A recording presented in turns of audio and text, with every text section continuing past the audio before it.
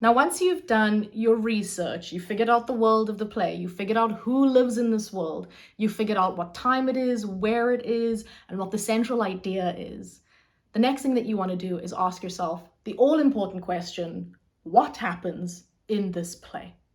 It's a very difficult question to ask, so don't put too much pressure on yourself at first.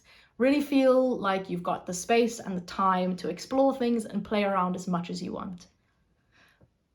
A good way and a good starting point to come up with what happens is to ask yourself, what are the central topics that we want to approach? Which characters should be talking about these topics, and how are they going to go about talking about them?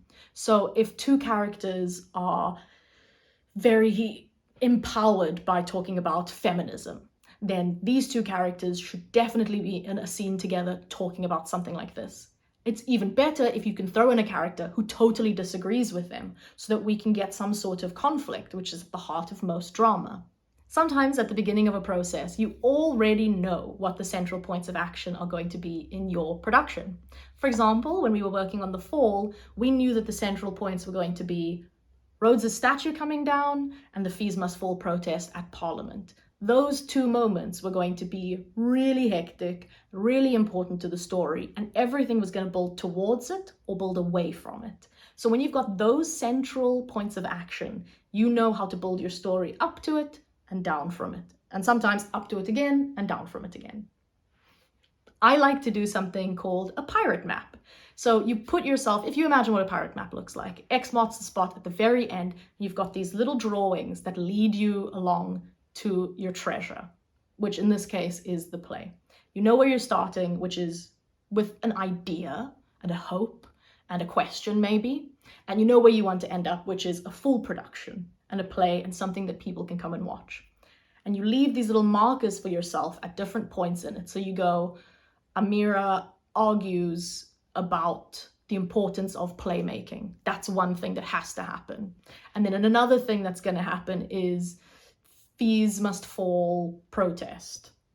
And another thing that has to happen is Rhodes Must Fall statue coming down. And you just figure out what those moments are that lead up to that thing and what the moments are that lead away from that thing.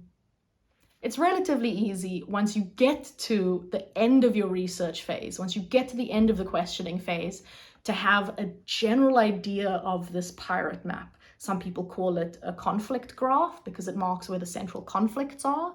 Some people just don't really have a name for it, I suppose. Some people just call it a mind map or a road map. I think of it as a pirate map because it makes things a bit more fun for me. But once you get to that stage in your playmaking, you have a general idea that you can go from, and you can start improvising scenes and moments. So that brings us to the end of the first phase, which is the questioning stage. And at this point, you should have a general idea, and sometimes a quite detailed idea, of what it is that you're going to make your play with and about. So you'll have your central topics, you'll have a bunch of research, you'll know who your characters are and where they come from and why they exist in this world. You'll know what the world is physically, where it's set, and what time it is. And you might have a general idea of this pirate map with central moments or conflicts in the play.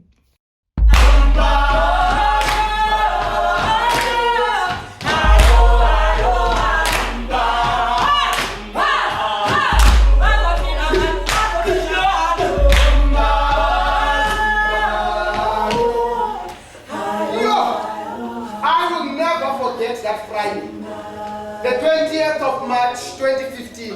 I swear, I could feel the bones of our ancestors moving with us, supporting us in our first step to decolonization. They were at the front, disrupting the space, occupying it, speaking their mind. Finally, black students at UCT felt confident enough to talk about the traumas that we had faced on this campus. Listen, you must understand now when we are angry, because we can no longer breathe in this space. It's not just about the statue. We all know you colors have always had it better. Now there he sits, unaware